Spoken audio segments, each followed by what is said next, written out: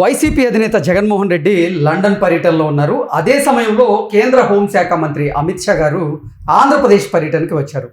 ఈ నేపథ్యంలోనే తెర వెనక ఊహించినటువంటి ఉత్పాతం చోటు చేసుకుంది అంటూ కొన్ని వార్తలు వస్తున్నటువంటి నేపథ్యంలో ఇంతకీ ఏంటా ఉత్పాతం అనేది పూర్తి స్థాయిలో మనం విశ్లేషణ చేసుకునేటువంటి ప్రయత్నం చేద్దాం.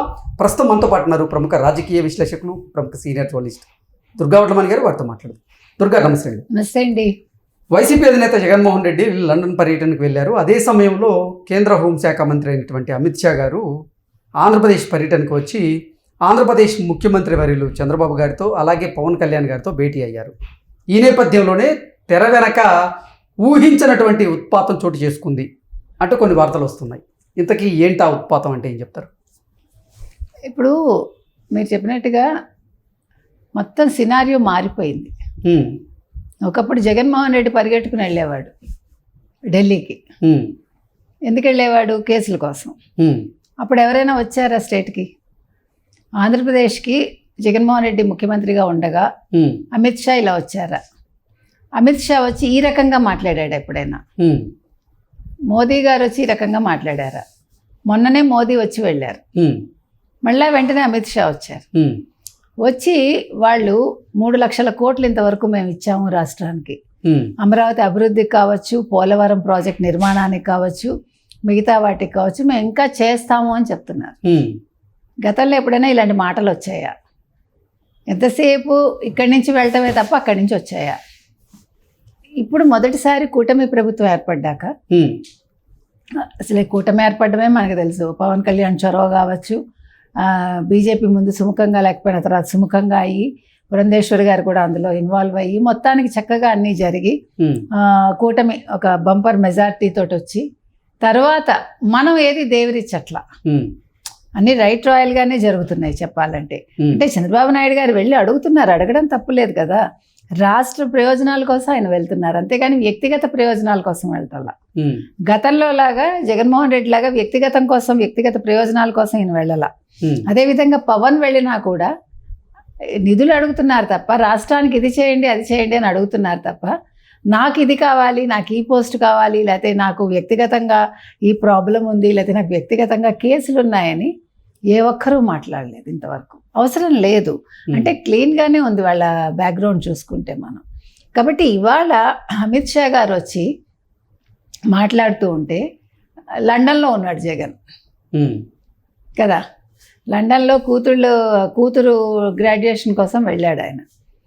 అది ఎంత చిత్రంగా జరిగిందండి. లాస్ట్ మినిట్లో జడ్జి మారిపోయి ఆయనకి పర్మిషన్ వచ్చి, యాక్చువల్గా ఆయన వెళ్ళి పూచీకత్తు ఇవ్వాలి కదా, డబ్బు కట్టాలి కదా వ్యక్తిగతంగా, దానికి మినహాయింపు ఎలా వచ్చింది అనేది మనకు అర్థం కావట్లేదు. ఈయన వెళ్ళిపోయాడు. వెళ్ళిపోయాక ఇక్కడ ఏం జరుగుతోంది? మీరు చెప్పినట్టుగా మీరు ఇందాక మాట అన్నారు, చంద్రబాబు నాయుడు తోటి పవన్ తోటి ఆయన వ్యక్తిగతంగా చర్చలు జరిపారని. ఎస్, చర్చలు జరిపారు. అసలు జగన్మోహన్ రెడ్డి గురించి మరి ఆయనకి ఎంత? ఇప్పుడు అమిత్ షా గారితో భేటీలో చంద్రబాబు గారు అలాగే పవన్ కళ్యాణ్ గారు అనేక రాజకీయ అంశాలను చర్చకు లేవనెత్తారని, అందులో భాగంగా జగన్మోహన్ రెడ్డికి సంబంధించినటువంటి అంశం కూడా చర్చకు వచ్చింది అన్నట్లుగా కొన్ని వార్తలు వస్తూ ఉన్నాయి. అంటే గతంలో జగన్మోహన్ రెడ్డి ముఖ్యమంత్రిగా ఉన్న సమయంలో అధికారాన్ని అడ్డం పెట్టుకొని ఆయన చేసినటువంటి అవకతవకలు, అవినీతి తాలూకు అన్ని ఆధారాలను చంద్రబాబు గారు అమిత్ షాకు వివరించినట్లుగా, అలాగే అమిత్ షా గారు కూడా చంద్రబాబు గారిని అడిగి జగన్మోహన్ రెడ్డికి చెందినటువంటి ఆస్తుల గురించి, ఆయన ప్యాలెస్ల గురించి ఆరా తీసినట్లుగా కూడా, వివరాలు సేకరించినట్లుగా కూడా కొన్ని వార్తలు వస్తూ ఉన్నాయి. ఏంటి? ఖచ్చితంగా అదే చెప్తున్నానండి. అమిత్ షాకి ఇంతకు ముందు ఏం తెలుసో ఏం తెలీదో మనకు తెలియదు. అంటే వాళ్ళంత దృష్టి పెట్టలేదేమో. మామూలుగా చూచాయిగా తెలుస్తాయి, జగన్మోహన్ రెడ్డి వెళ్తున్నాడు వస్తున్నాడు, సరే ఏపీ మనతోటి బాగానే ఉంది అని అనుకున్నారేమో మనకు తెలియదు. కానీ ఇప్పుడు అలా కాకుండా వీళ్ళు కూడా ఊరుకోకుండా చంద్రబాబు నాయుడు కావచ్చు, పవన్ కళ్యాణ్ కావచ్చు, కూలంకషంగా మాట్లాడుంటారు, చర్చించుంటారు.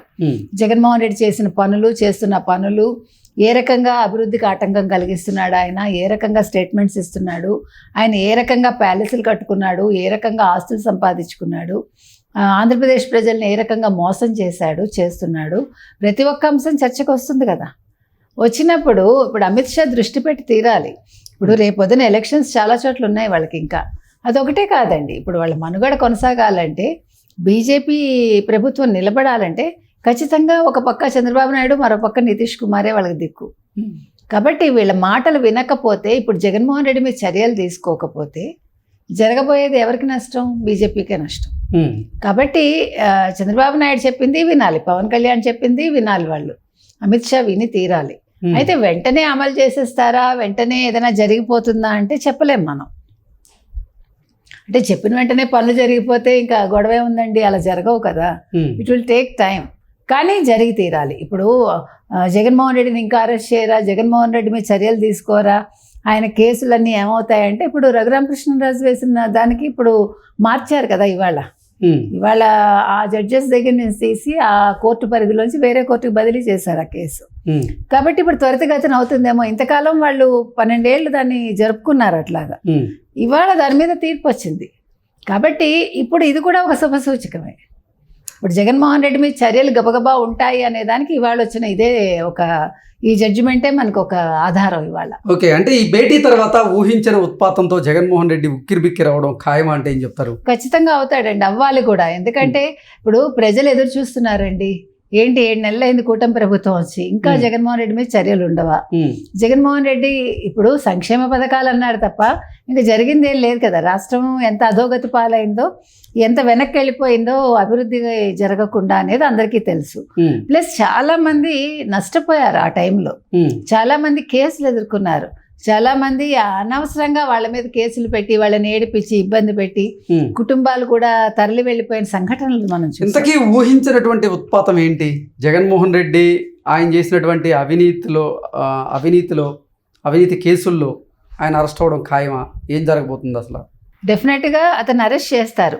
ఇవాళ కేసు జడ్జిమెంట్ వచ్చింది కాబట్టి త్వరితగతిని జరిగింది అనుకోండి, అప్పుడు అసలు యాక్చువల్గా రాష్ట్రం కూడా, రాష్ట్ర పరిధిలో కూడా కాకుండా ఈడీ సిబిఐ అరెస్ట్ చేసింది అనుకోండి, గొడవ లేదు కదా. ఇప్పుడు ఆయన కేసులన్నీ కూడా బయటకు తీసి మొత్తం త్వరితగతిని అంటే ఫాస్ట్ ట్రాక్ కోర్టు లాగా పెట్టి చేసేసారు అనుకోండి, ఖచ్చితంగా 25-26 నాటికి అంటే ఒక ఏడాది లోపే జగన్మోహన్ రెడ్డి అరెస్ట్ అయ్యే అవకాశం ఉంది. ఇవన్నీ జగన్మోహన్ రెడ్డి ఊహించుంటాడు. ఇప్పుడు జగన్మోహన్ రెడ్డి లండన్లో ఉన్నాడు కాబట్టి నిన్న జరిగిన సమావేశం ఏంటి, ఈరోజు జడ్జిమెంట్ ఏంటి, వాటికి తెలుసుకునే ఉంటాడు ఆయన. తెలుసుకున్నా చేయగలిగింది ఏమీ లేదు. ఇప్పుడు తెర వెనక నేను మీకు అండగా ఉంటాను అంటే ఇప్పుడు బీజేపీ దేనికి తీసుకుంటుంది? అతన్ని పరిగణనలోకి తీసుకోరు కదా ఏ రకంగానూ కూడా, ఎందుకంటే వాళ్ళకి అవసరం లేదు. ఇప్పుడు అంటే జగన్మోహన్ రెడ్డి ఆస్తుల మీద, జగన్మోహన్ రెడ్డి ప్యాలెస్ల మీద ఇప్పుడు కేంద్ర హోంశాఖ మంత్రి అమిత్ షా గారు ఆరా తీసినటువంటి నేపథ్యంలో త్వరలోనే జగన్మోహన్ రెడ్డి ఆఫీసుల మీద, జగన్మోహన్ రెడ్డి ఇళ్ల మీద ఈడీ సోదాలు చేసే అవకాశం ఉందని, అలాగే ఏసీపీ సోదాలు, ఐటీ శాఖ సోదాలు జరిపేటువంటి అవకాశం ఉంది అంటూ కొన్ని వార్తలు వస్తున్నాయి. ఏంటి ఆ వార్తల్లో బలం ఉందంటారు? ఖచ్చితంగా, ఎందుకంటే ఇప్పుడు మీరు అన్నట్టుగా నిన్న ఎప్పుడైతే వీళ్ళు మాట్లాడారో, ఇప్పుడు ఏసీపీ దాడులు కనుక జరిగి ఎప్పుడూ కూడా ఒక వ్యక్తిని మనం ఇబ్బంది పెట్టాలి అంటే ఆర్థిక మూలాల మీద దెబ్బ కొట్టాలి. కాబట్టి ఇదేంటది ప్యాలెస్లు కావచ్చు, ఆయన సంపాదించిన ఆస్తులు కావచ్చు, వాటి మీద ఒకసారి దృష్టి పెట్టారనుకోండి, ఇంత ఆస్తి ఎలా వచ్చింది, ఈయన ప్యాలెస్లు ఎలా కట్టగలిగారు అని ఆలోచిస్తే, అప్పుడు వాటి మీద వేటు పడితే ముందు ఆర్థిక మూలాలు దెబ్బతింటే మానసికంగా కుంగిపోయాక మనిషికి కేసులు కూడా ఈలోగా అన్నీ ఒక కొలిక్కి వచ్చి జగన్మోహన్ రెడ్డి అరెస్ట్ అయ్యే అవకాశం ఉంటుంది కదా. సో రాజకీయంగా కూడా బలహీనపడతాడు అప్పుడు మనిషి. ఏది ఏమైనా నిన్న అమిత్ షా రావడం అనేది మంచిదైందండి. మొత్తం విషయాలు ఆయనకు తెలిసాయి. సో అక్కడ జగన్ ఏం చేస్తాడు వచ్చాక, అంటే లండన్ నుంచి వచ్చాక అనేది మనం వేచి చూడాలి. ఓకే అండి, థ్యాంక్ యూ సో మచ్.